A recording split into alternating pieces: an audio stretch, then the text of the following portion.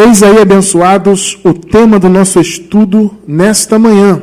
É uma pergunta: por que não precisamos e não podemos jejuar? É um tema muito importante, muito precioso para todos que estão submetidos à palavra da graça. Por que não precisamos e não podemos jejuar? Isaías 58, versículo 5, é o nosso versículo inicial de hoje. Vamos ler.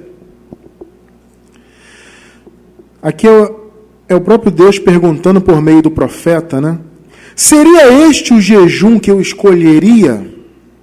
Que o homem um dia aflija a sua alma, que incline a sua cabeça como o junco, e estenda debaixo de si saco e cinza? Chamaria tu isto jejum e dia aceitável ao Senhor? Olha que pergunta. Preciosa igreja do eterno Deus, povo amado, escolhidos desde antes da fundação do mundo, povo santo de Deus, abençoados com toda sorte de bênçãos, igreja sem ruga e sem mácula, morada do Espírito Santo de Deus. É importante, muito importante, nós entendermos esse ponto do Evangelho e outros pontos também, como na semana passada nós falamos a respeito de batismo, né? E da verdadeira consequência do verdadeiro batismo, né? Um estudo muito interessante. Para quem está pela gravação nesse estudo de hoje, você encontra embaixo do vídeo no YouTube o link do estudo de semana passada, tá? Dentre outros links você encontra o link do estudo passado. É importante termos em mente sempre esse tipo de ensinamento. Para nós que estamos na graça já há muito tempo, né? Alguns um pouco mais, outros um pouco menos de tempo, né? Mas aqueles que já têm alguma experiência em graça, esse assunto de jejum, né? O jejum de alimentos, né? A abstinência de alimentos por um período de tempo, alimentos sólidos, líquidos, né? Alguns fazem jejum apenas de líquidos e bebem água, outros, a maioria faz jejum completo. Enfim, é importante nós termos um entendimento a respeito desse assunto, né? Muitos já, como eu estava dizendo, né? Muitos já têm experiência, já aboliram isso da sua vida há muito tempo, mas muitos irmãos têm dúvidas, né? Tem muitos irmãos chegando à graça agora, e muitos irmãos veem por aí, no meio do sistema religioso, né, as pessoas falando em jejuns, em campanha de jejuns, né, etc. E as pessoas ficam confusas, porque essas pessoas que estão aí no meio do sistema, elas também dizem que estão na graça, né? Então, por exemplo, recentemente, na verdade não foi bem recentemente, já tem algum tempinho, deve ter uns 2 anos por aí, aquela cantora que também é pastora, né, a Fernanda Brum, estava divulgando uma campanha de jejum fortíssimo para isso, para aquilo outro. E você ia na postagem que essa cantora fez na rede social, e você via os comentários das pessoas glorificando a Deus, que bênção, que maravilha, e tá, eu vou fazer junto com vocês, porque isso é para a glória de Deus, porque o povo precisa, porque... Sabe? E agora sim, recentemente, também numa rede social, aquele cantor que também se diz pastor, né?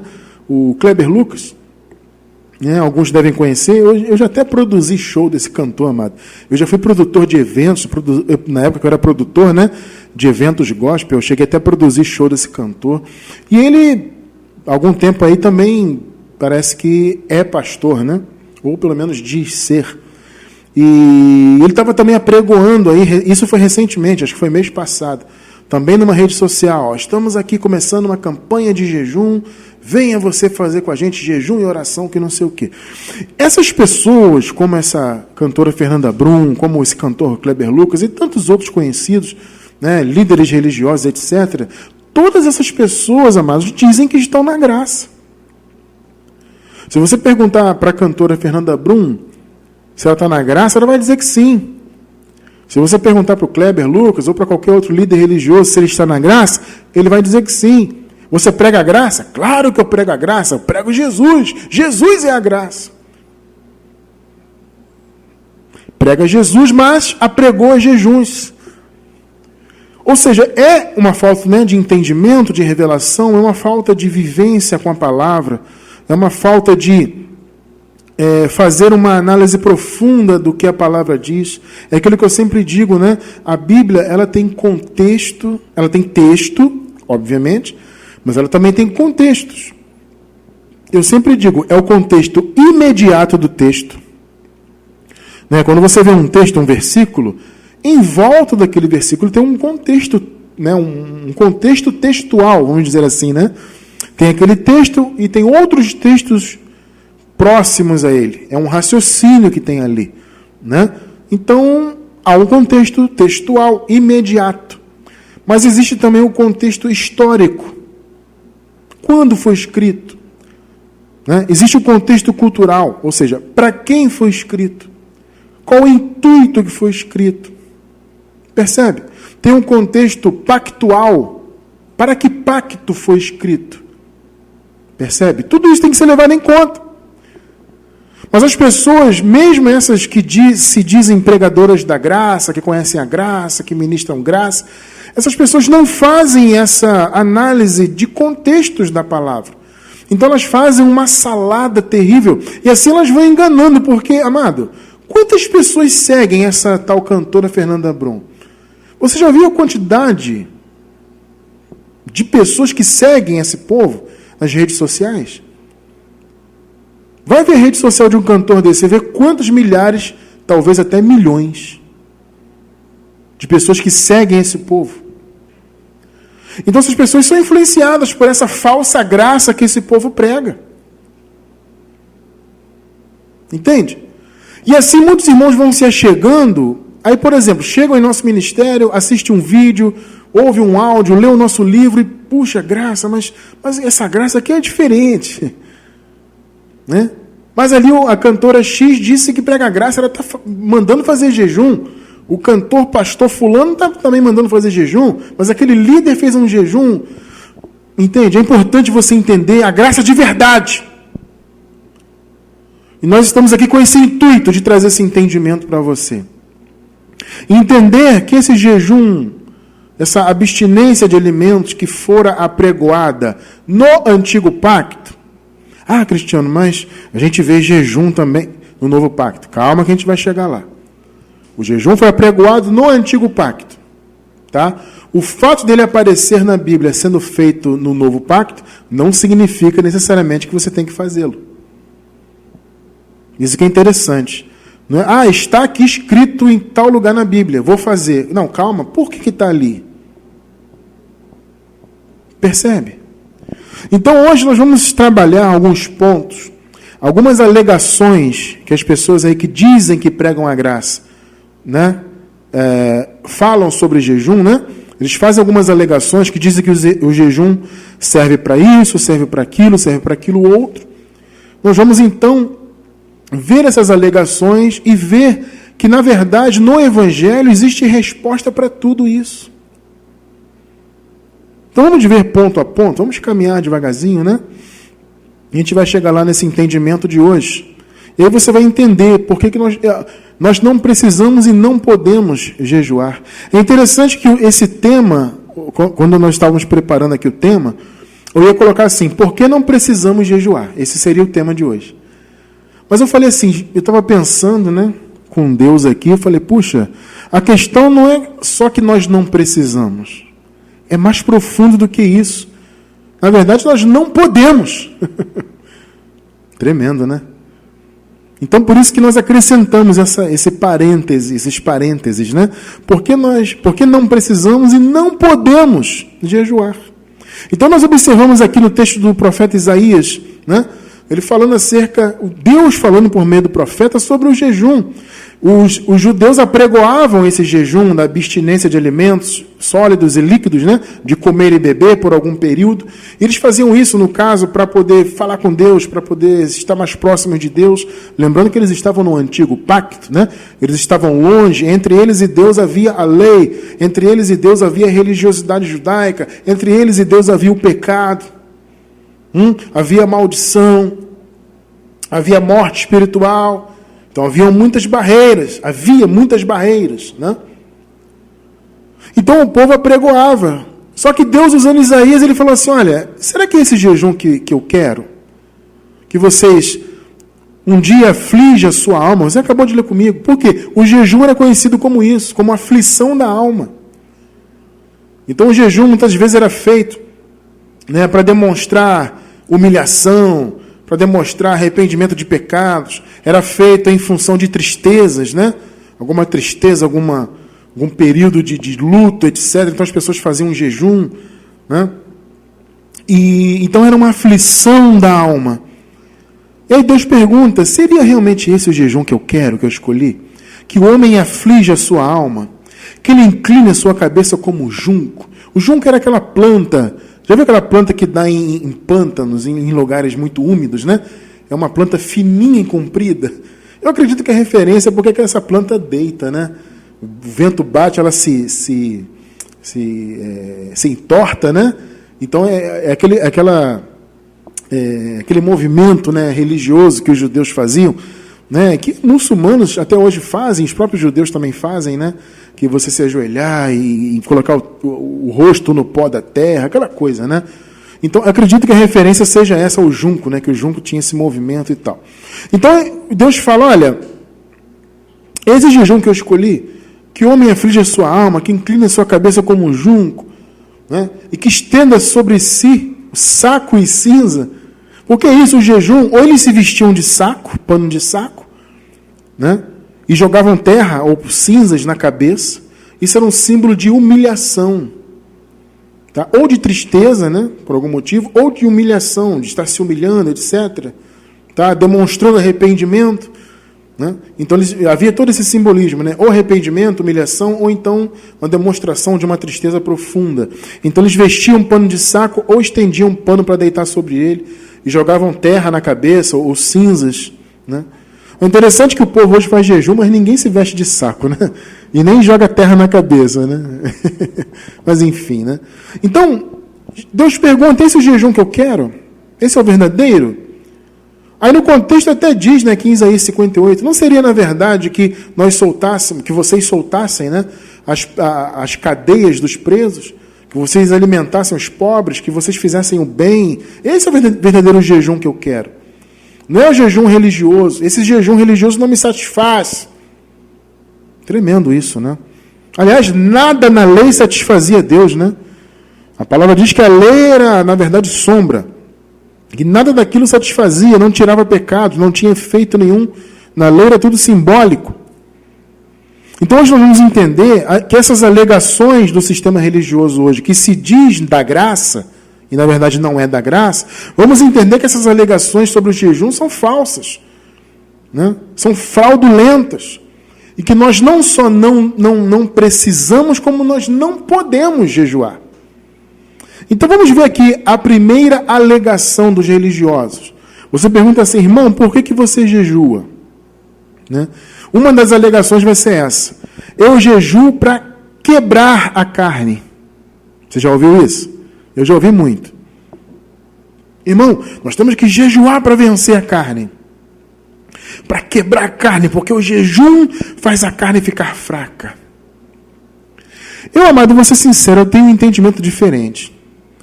Eu acho que o jejum deixa a carne até mais forte. Sabe por que eu falo isso? Apesar da pessoa não comer e se sentir, se você ficar muito tempo sem comer, você se sente fisicamente fraco, apesar disso, o que o jejum faz? Ele acaba atiçando na carne uma vontade ainda maior. Porque a carne se sente limitada fisicamente, então ela vai querer atuar ainda mais. Vai desejar ainda mais. Você vê que as pessoas, vocês veem, né? Que as pessoas, quando fazem jejuns de maneira geral, elas fazem aquele período e quando acaba, ela vai correndo comer alguma coisa, muitas vezes. Ela entrega o jejum, né? Como se dizia. Na minha época era assim, eu vou entregar o jejum. Aí você orava a Deus e tal. E entregava aquele jejum. Claro que a gente fazia, né? Até com boa vontade e tudo, mas é um sacrifício de tolo, né? Mas por falta de entendimento nós fazíamos. E aí nós íamos entregar o jejum e logo depois corríamos para comer. Por quê? Porque a carne estava desejosa de comer. Eu entendo que, na verdade, ele até ativa a carne, né? Na verdade. Ele pode enfraquecê-la por um período no sentido físico, né? Mas no sentido dos desejos, da concupiscência, O jejum acaba ativando a carne mais ainda, pelo menos no meu modo de ver. E eles dizem que o jejum, então, quebra a carne, né? Só que, amado, vamos raciocinar. Tudo bem, Cristiano, o cara está em jejum, ele fica fraco. Realmente ele vai, entre aspas, quebrar a carne. Mas, gente, ele come e tudo volta. O que adianta? Se você for pensar bem, né? Se a alegação é essa, que você fica sem comer, então a carne fica fraca, você volta a comer e tudo volta ao normal. Sim ou não? Né? Fiquei 12 horas sem comer, minha carne está quebrada. Está nada, ela está com vontade de comer. Ela está ali desejosa. Ela está ali cheia de concupiscência. Entende? Por ela estar sem um alimento material. Aí que ela quer mesmo, né? Então a carne está mais do que ativada. E você come e volta a energia dela toda. Não adiantou nada. Se a questão é essa, quebrar a carne porque ela está fraca, isso é uma bobagem. Agora, sem intenção, vou quebrar a carne. Eu uso esse termo porque é um termo que eu ouvia muito, tá, amado? No meu sistema. Não, irmão, tem que quebrar a carne. O jejum é para quebrar a carne. Né? Para diminuir a carne, para não sei o quê. Né? E você busca a referência bíblica disso, não tem, na verdade. Né?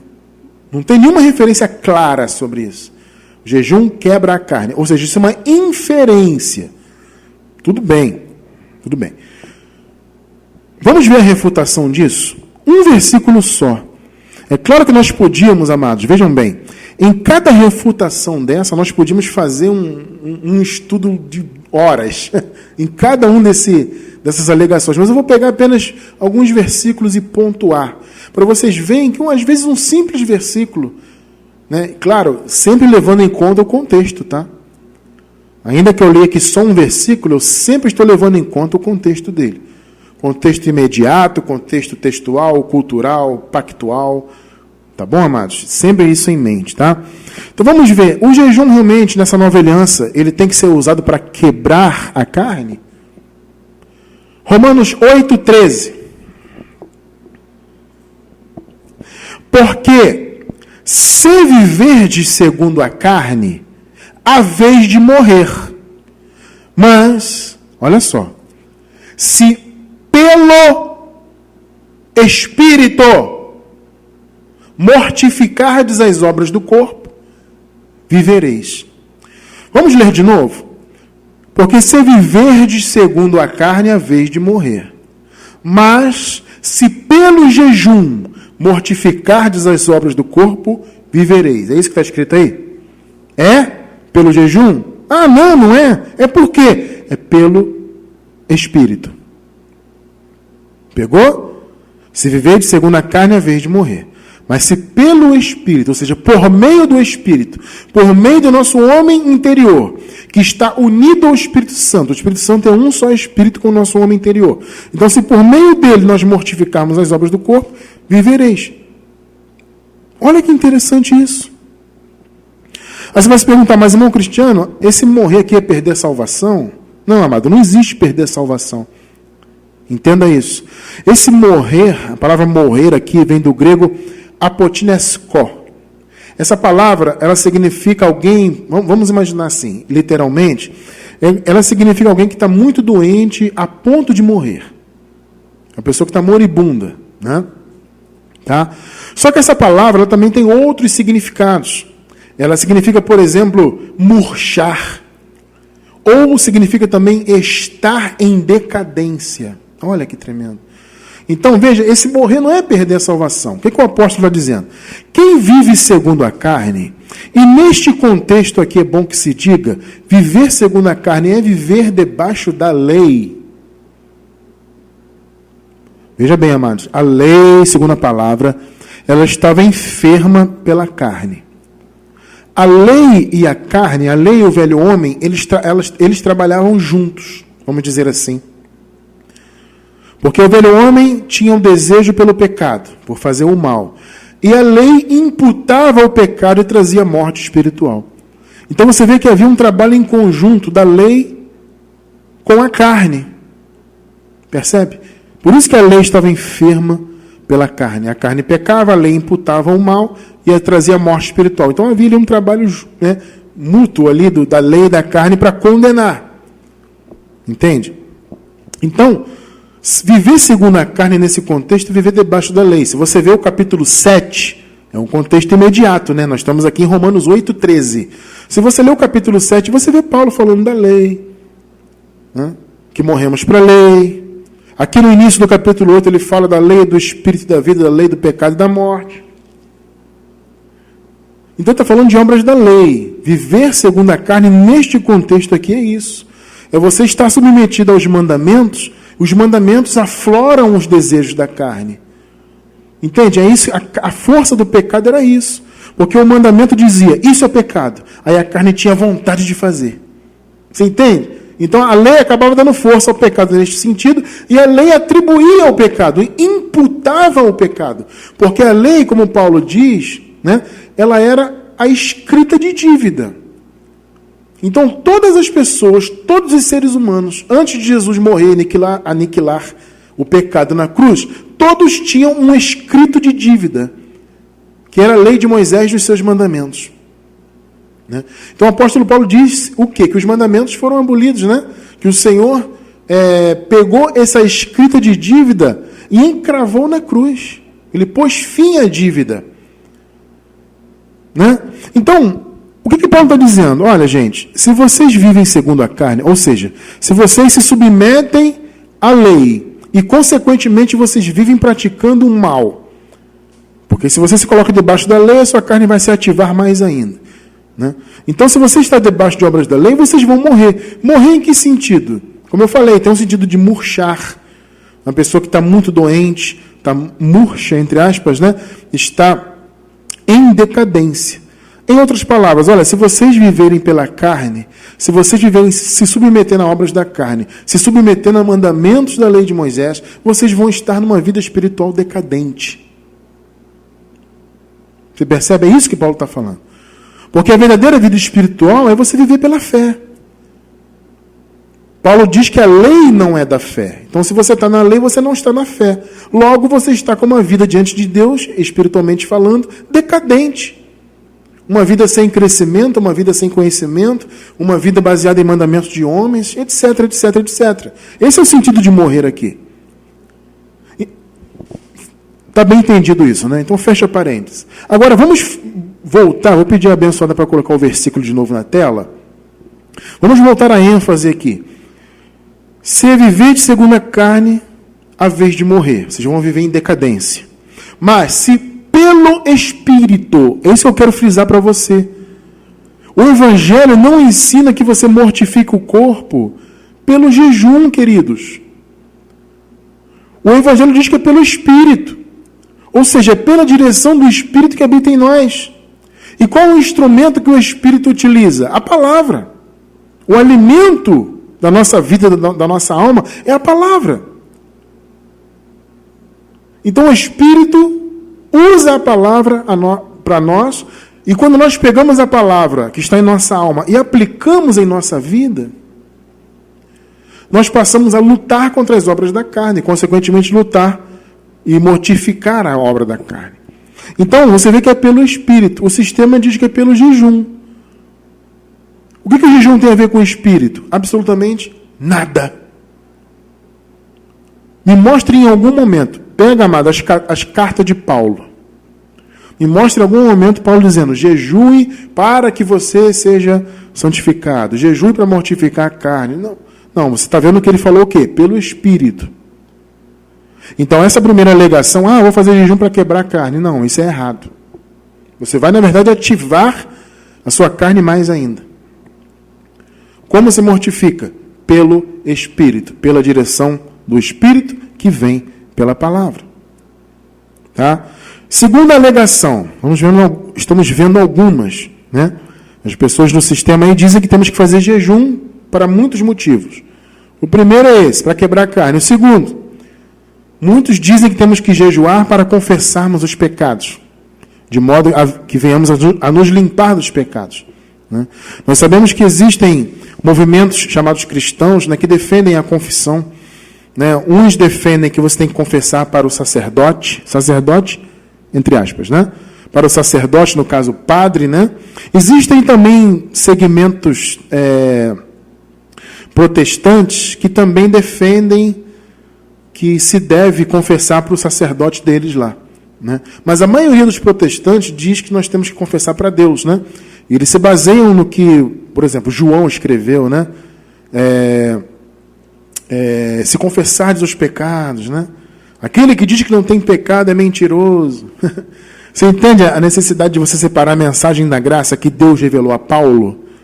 A gente bate muito nessa tecla aqui por isso.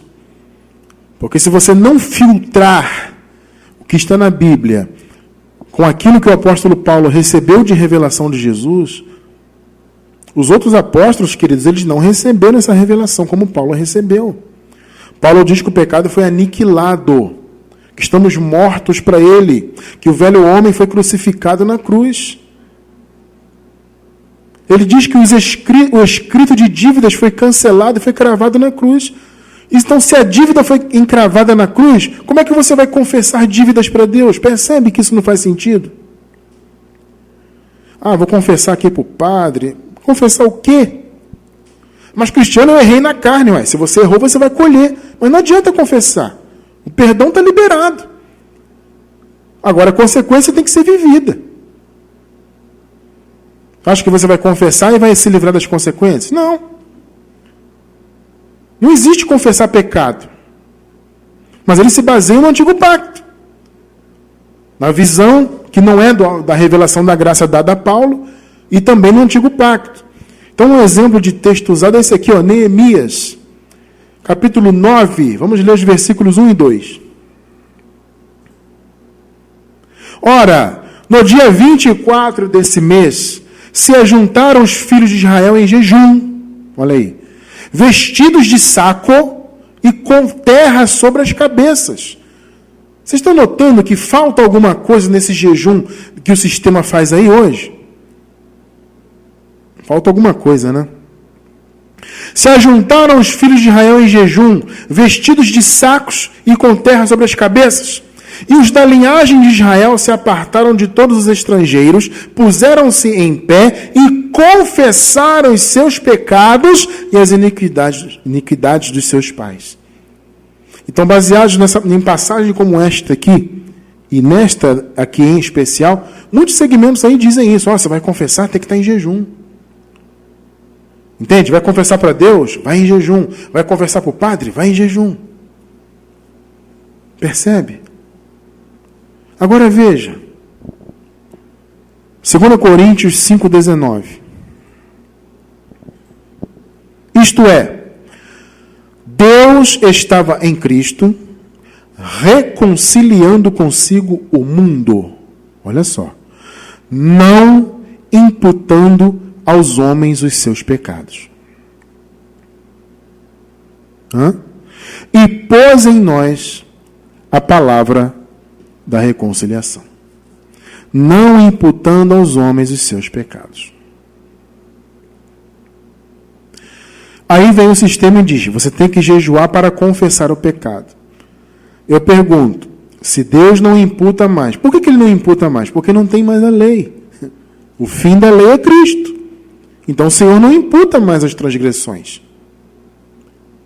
Então alguém vai diante de Deus confessar, e Deus vai dizer o seguinte, olha, eu já reconciliei você. O cosmos já foi reconciliado. Mas, Senhor, eu pequei na carne. Aí é problema seu. Eu não tenho nada com isso. Minha parte eu já fiz. Percebe? Eu já perdoei. Não, está aqui escrito. Não imputando os pecados. Eu acabei de falar, né? O Senhor colocou a escrita de dívida cravada na cruz. Então não há dívidas. Você vai confessar o que são as dívidas. Percebe isso?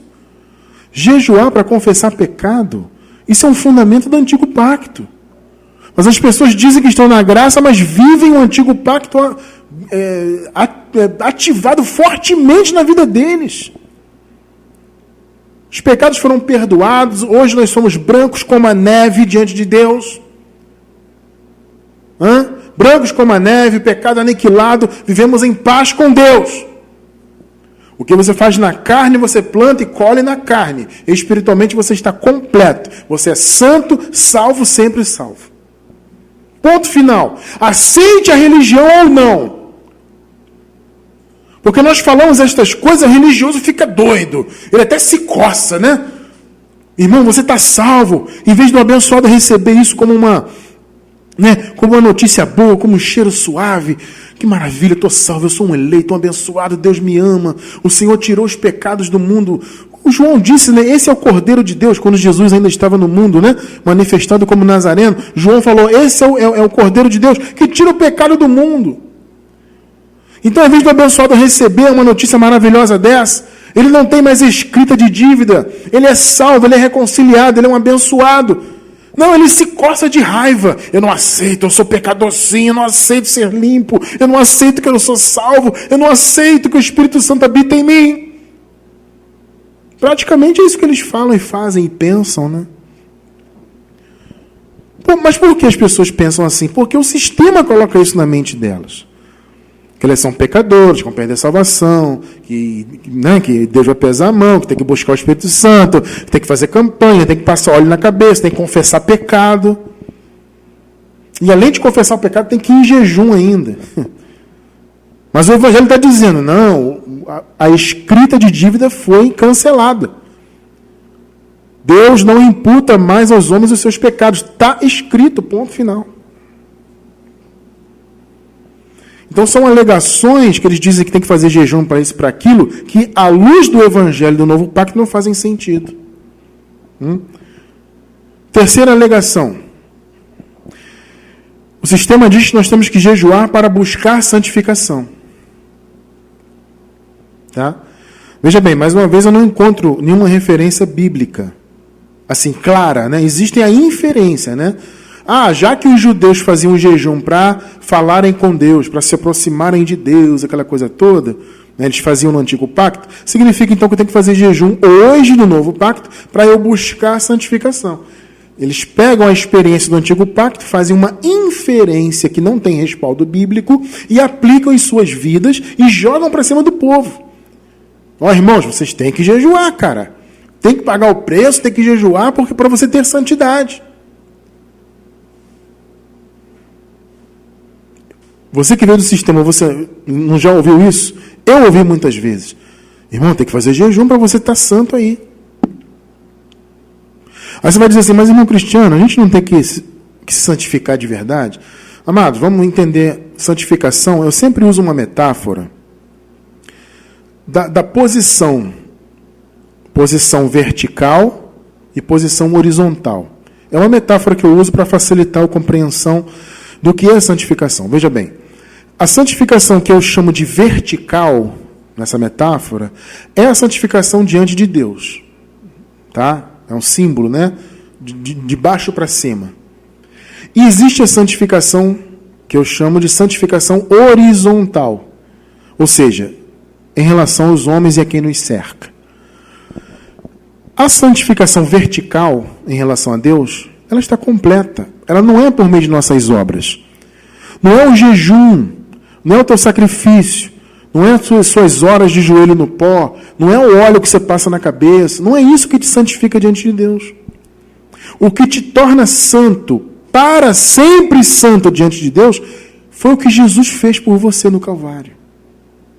É a presença do Espírito Santo dentro de você é que faz você ser santo verticalmente, ou seja, diante de Deus. Deus te olha e, apesar da sua carne, Ele te vê santo. Porque para Ele a natureza humana de Adão está morta já. Então Ele te vê santo. Entende? Agora, a santificação horizontal é o quê? É o bom testemunho. É você viver uma vida reta, você viver uma vida honesta. É você fazer o bem, é você ser uma pessoa de luz no mundo. Esse é o bom testemunho. Basta você viver a sua vida cristã, que você já vai ter bom testemunho e santidade diante do olhar humano. Você não tem que fazer jejum para ser santo diante de Deus, nem diante de homens.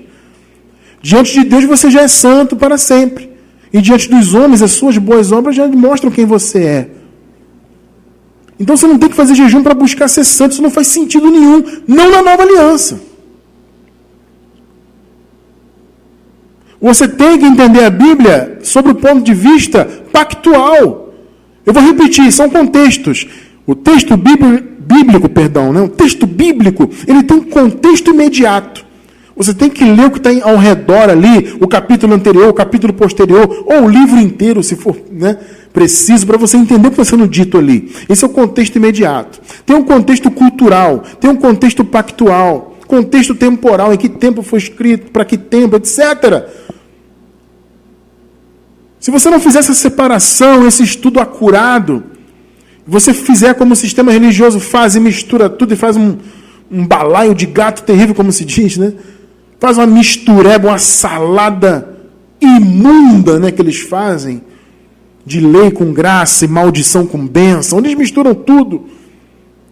Aí você vai ficar nessa luta. Eu vou jejuar, vai me santificar. Aí Deus fala para você o quê, ô camarada? E o que eu fiz na cruz por você? Você está fazendo um jejum para se santificar? E a cruz serviu de quê?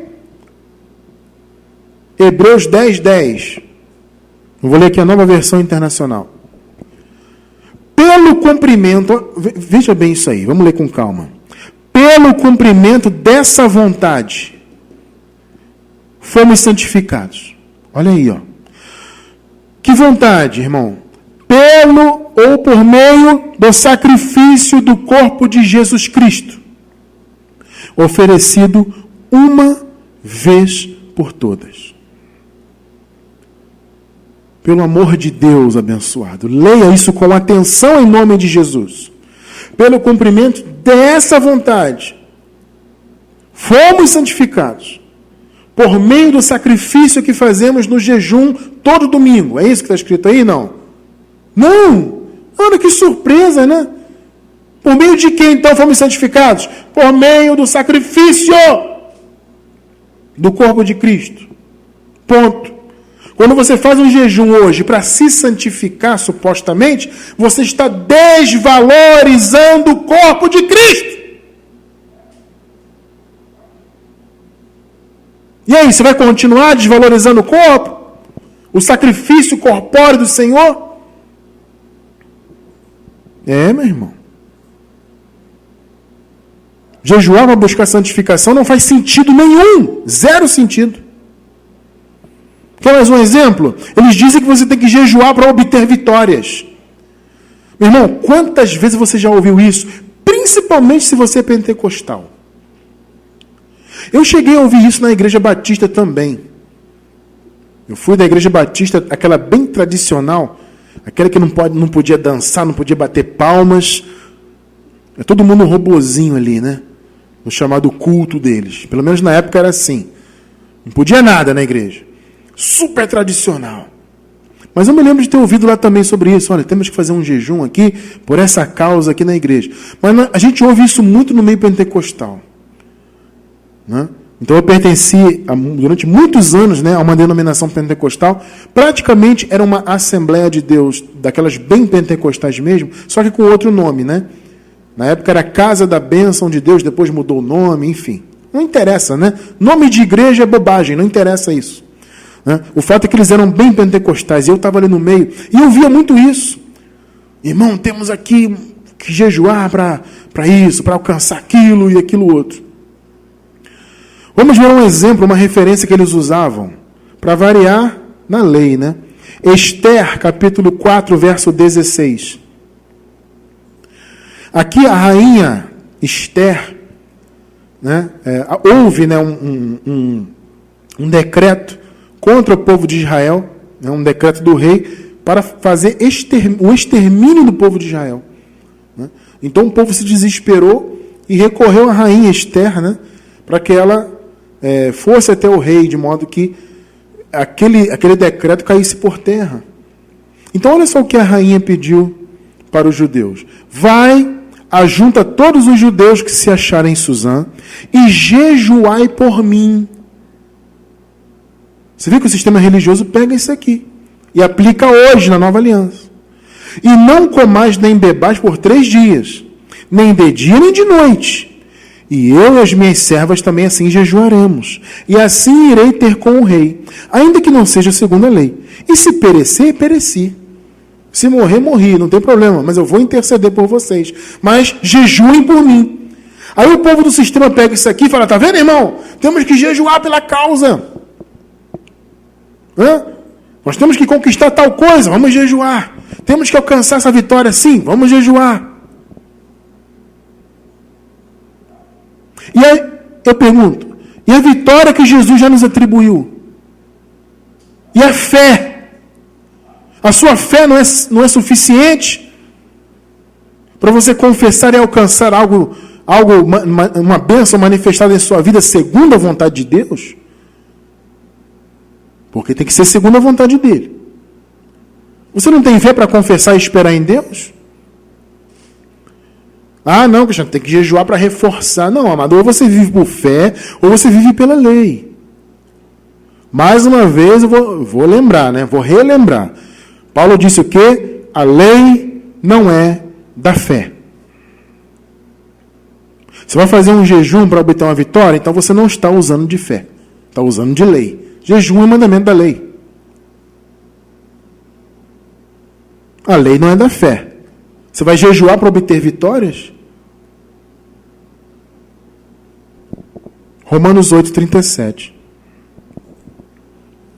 Mas, em todas estas coisas, se você observar o contexto, você pode ler depois com calma, você vai observar o apóstolo falando de diversas circunstâncias terríveis. Diversas situações difíceis pelas quais o apóstolo tinha passado, estava passando ou até iria passar ainda. Ele diz, em todas estas coisas, em meio a tudo isso, nós somos mais do que vencedores. Por aquele que nos amou. Então, quando você entra numa causa, você já entra como mais do que vencedor. Percebe? Esse é o ponto. Você já entra como mais do que vencedor. Porque essa é a sua posição. O Senhor, na nova aliança, não ensina você a fazer jejuns para obter vitórias. Isso valia no tempo de Esther, antes da cruz. Só que na cruz o Senhor nos fez o quê? Mais que vencedores. E na nova aliança, o que a palavra nos ensina? Nos ensina a pedir. Você conhece alguma outra coisa na nova aliança, além de pedir? Pedir é o quê? Raciocina comigo. O que é pedir? Pedir é uma atitude de fé.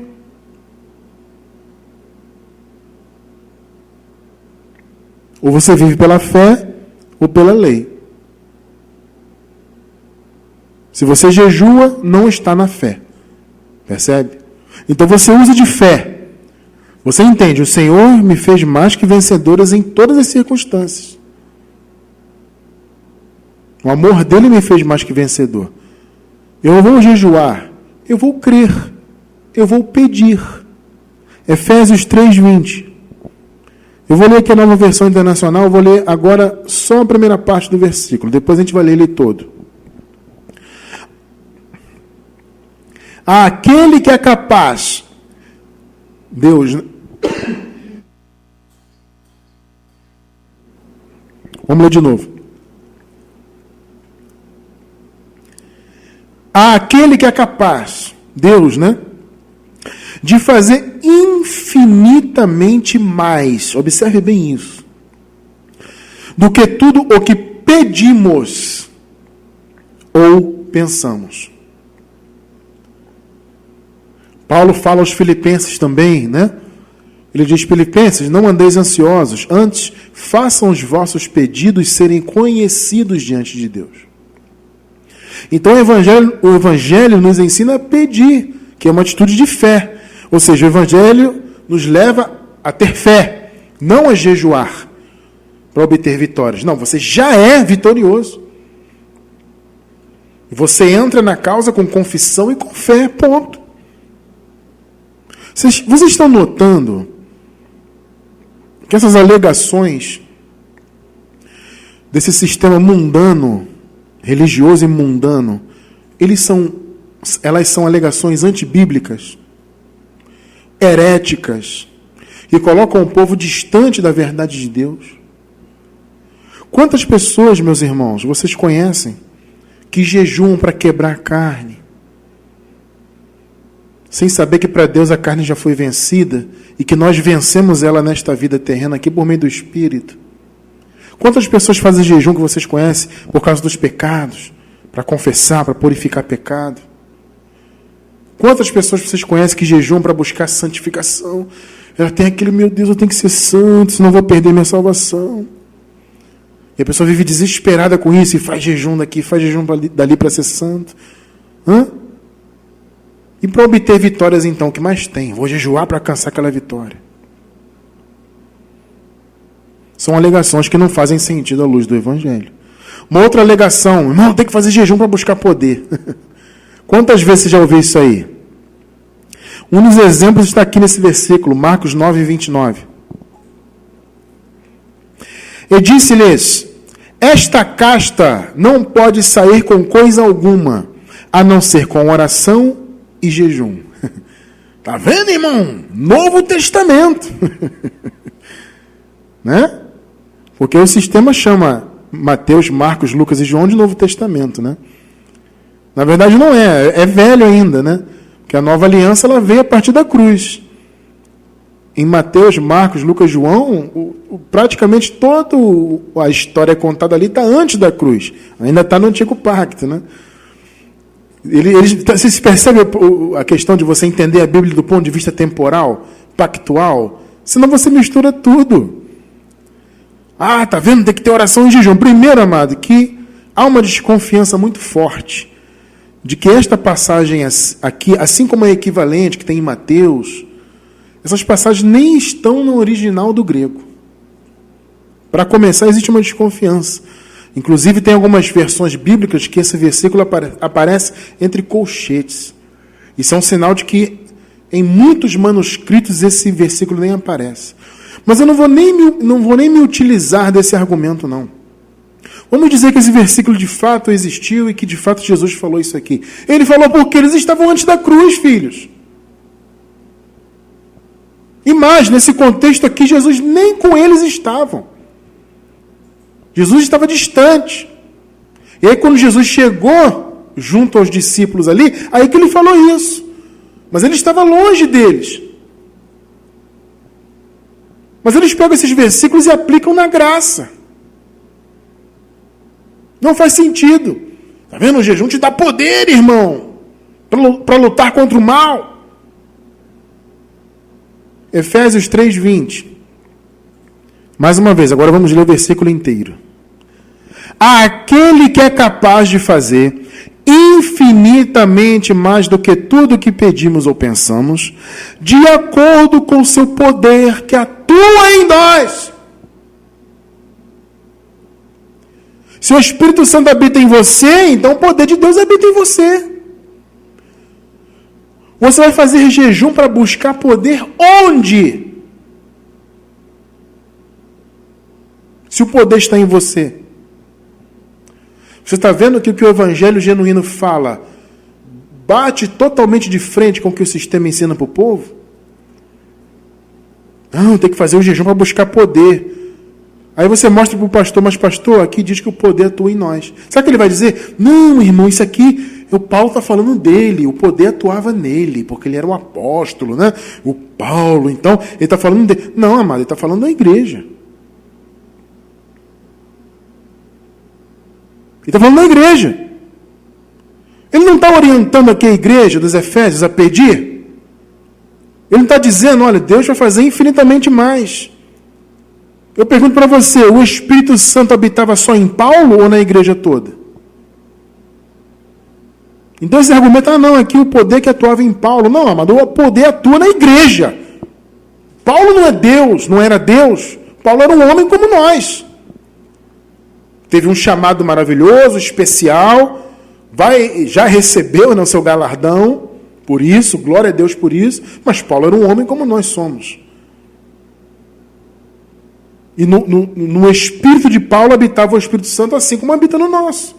O poder de Deus habita em nós. O reino de Deus não habita em nós? Não foi o que Jesus falou? Olha, vocês não vão ver o reino de Deus aqui ou ali, porque o reino de Deus estará dentro de vocês. 1 Coríntios 4, 20. Porque o reino de Deus que está em nós, né, não consiste em palavras, não é teoria apenas, né? Mas em poder. Você precisa buscar poder em jejum? Eu te pergunto.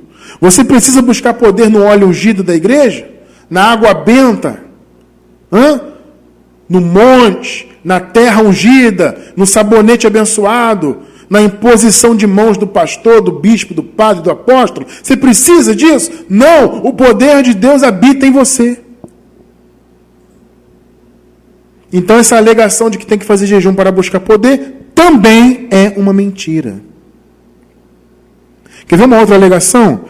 Nós temos que buscar fazer o jejum, buscar fazer jejum para termos mais comunhão com Deus. Mais intimidade, né? Uma vez, eu até separei aqui no esboço, uma vez eu estava lendo um livro, já tem muito tempo isso, né?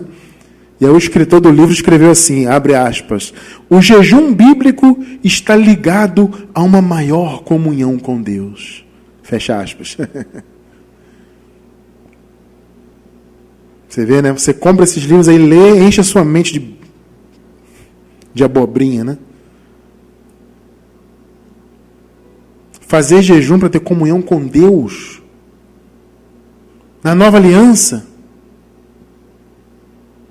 Isso é algum tipo de piada? Se for, é de muito mau gosto, né?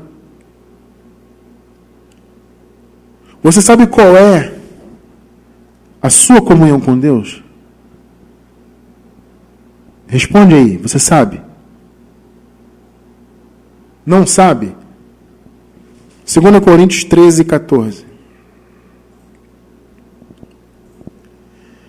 A graça do Senhor Jesus Cristo, o amor de Deus e a comunhão do Espírito Santo sejam com todos vocês. O que nos dá intimidade com Deus é o quê? O que nos faz ter comunhão com Ele e com os nossos irmãos é o quê? É o Espírito Santo. É o Espírito Santo que nos une aos nossos irmãos, mais uma vez aquela metáfora, né? A união horizontal e vertical. Nós estamos unidos verticalmente e horizontalmente, ou seja, com Deus e com os nossos irmãos. Por meio de quê? Do jejum? Da Santa Ceia? De comer e beber? É isso? Não. É o Espírito Santo. A comunhão que faz com que nós tenhamos intimidade com Deus é o Espírito Santo, porque é o Espírito do próprio Cristo em nós. Qual o sentido mais cristiano? Eu vou fazer aqui para quebrar a carne. Já explicamos no início, né? Você já tem comunhão com Deus independentemente de qualquer coisa, porque o Espírito habita em você. Então, fazer jejum para ter comunhão e intimidade com Deus é mentira. A comunhão com Deus é a presença do próprio Espírito dele em nós. Então vocês entendem, como eu falei no início, né? O tema da mensagem, do estudo seria esse. Por que não precisamos jejuar? Nós vimos que nós não precisamos, em praticamente todas as alegações que o sistema faz para você jejuar, né? Tem que jejuar para isso, tem que jejuar para aquilo, né? Várias alegações. Nós vimos que nenhuma delas faz sentido. Mas não é só não precisar, como eu falei, é não poder. Então nós acrescentamos os parênteses, né, no tema, porque não precisamos e não podemos jejuar. Você vai perguntar assim, mas irmão Cristiano, tudo bem, tudo que o irmão falou até agora faz sentido, mas eu vejo a igreja jejuando. Eu leio lá em Atos dos Apóstolos, se faziam orações com jejuns. De fato, amado, se fazia. Sabe o que isso se chama? Uma coisinha só. Ela pode ser chamada de duas maneiras: costume ou hábito. Se você observar a história da igreja no início, ela era composta de muitos judeus. E muitos daqueles judeus eram zelosos da lei. Essa era, inclusive, uma das grandes lutas do apóstolo Paulo. Inclusive, um dos motivos da carta aos Hebreus ter sido escrita foi justamente para dissuadir os judeus, os hebreus, a abrirem mão das obras da lei. Porque havia muitos judeus que criam e todos eram, ou quase todos, né, eram zelosos. Se você vê um texto em Atos, o Tiago, né, fala isso, o Paulo, você não vê aí, muitos judeus há que creem e todos são zelosos da lei. Então havia o costume de fazer jejuns, o hábito. Por isso você encontra o registro disso em Atos dos Apóstolos, no Novo Testamento. Mas se você não entender o contexto histórico, você confunde as coisas. Então eles estavam vivendo um período de transição. A lei tinha acabado de ser aniquilada do ponto de vista espiritual, né? Paulo fala, olha, uns comem certo tipo de comida, outros não. Por que havia isso? Porque havia judeus, havia gentios. Os judeus tinham o costume de cortar certo tipo de comida. Os outros, no caso os gentios, já comiam de tudo. Então havia, dentro da mesma igreja, judeus e gentios. Judeus com costume da lei e os gentios sem costume da lei. Então tinha que haver todo um equilíbrio, né? Todo um jogo de cintura ali do apóstolo Paulo para poder haver um mínimo de equilíbrio, de paz dentro das igrejas, né? Então não é como é hoje, amado, é diferente o contexto. Mas está escrito em Atos, a igreja fazia orações com jejuns. Eu sei disso, irmão. Agora, por que se fazia? Você percebe isso? Você percebe que você acabou de ver comigo, todas as alegações do sistema religioso caem por terra mediante o Evangelho? Você acabou de ver comigo aqui, nós vimos 6 alegações, 6 motivos que eles dizem que tem que fazer jejum. Todos eles caem por terra mediante o Evangelho. Então só porque parece registrado na história bíblica que alguém fazia jejum tem que fazer, calma lá. Nós não precisamos e não podemos. Por que, Cristiano França, não podemos? Vamos lá. Marcos 2,19. Aqui no contexto, alguns vieram até Jesus e lhe perguntaram, Senhor, Jesus, por que os discípulos de João jejuam? Os fariseus e os seus seguidores lá jejuam também, mas os seus seguidores, Jesus, eles não jejuam. Por que não, Jesus? Jesus respondeu, podem, porventura, jejuar os convidados às núpcias, enquanto está com eles o noivo? No caso agora, Jesus ele é mais do que noivo até, ele já é nosso esposo. Nós já estamos casados com Cristo. Pesquisa no nosso canal aí que você vai encontrar o link. Eu vou deixar embaixo do vídeo. Anota para mim, amor, por gentileza. Já estamos casados com Cristo. Eu vou deixar esse link aqui embaixo do vídeo no YouTube para quem está na gravação. Podem jejuar, porventura, os convidados às núpcias enquanto está com eles o noivo? Enquanto tem consigo o noivo, vamos ler juntos? Não podem jejuar. Eu vou ler de novo, o finalzinho, está sublinhado aí. Não podem jejuar. Ele está dizendo o seguinte, eu estou com eles. Eu sou o noivo da igreja. Em breve vou me casar com a igreja. Eles não têm que jejuar porque eles estão comigo. O que Jesus está dizendo em outras palavras? A minha presença é suficiente para eles.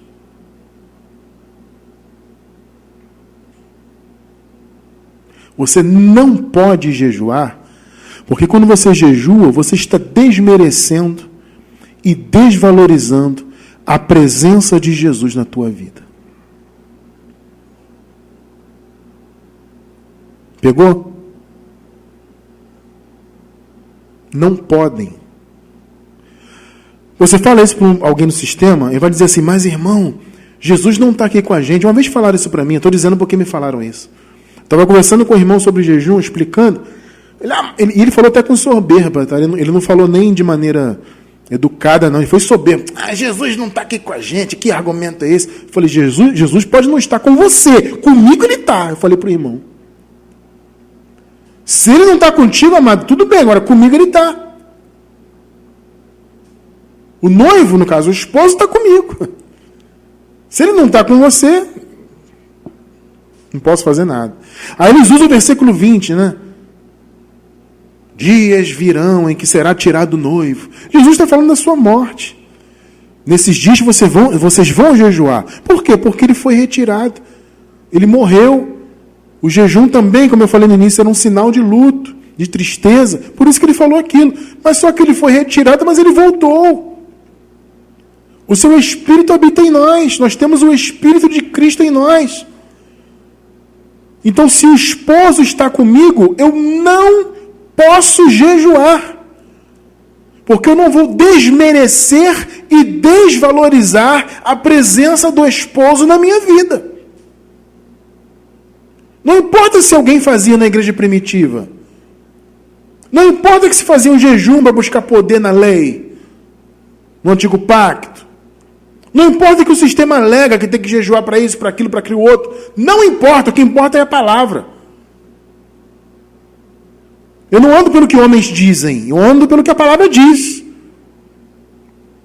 Se a palavra diz que enquanto Jesus está conosco, eu não posso jejuar, então eu não vou jejuar, eu vou obedecer.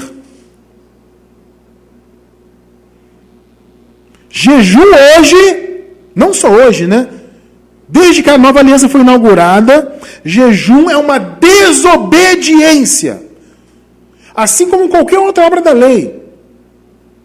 Guardar sábados, comer Páscoa judaica, e dizimista, e tudo que você pensar da obra da lei que eles fazem aí, os jejuns, as abluções, tudo isso é desobediência. E jejuar não é diferente. O esposo está conosco. Então nós não precisamos jejuar. Vocês viram aí praticamente todas as mais famosas alegações do sistema religioso sobre o jejum, todas elas foram rechaçadas nesse estudo de hoje. Mas não é só não precisar. Nós não podemos jejuar. Amado, o nosso chamado nessa nova aliança é não vivermos em obras da lei. O nosso chamado é viver pela fé. E quem vive pela fé, vive confiando e entendendo que Jesus em nós nos é suficiente. Ponto final.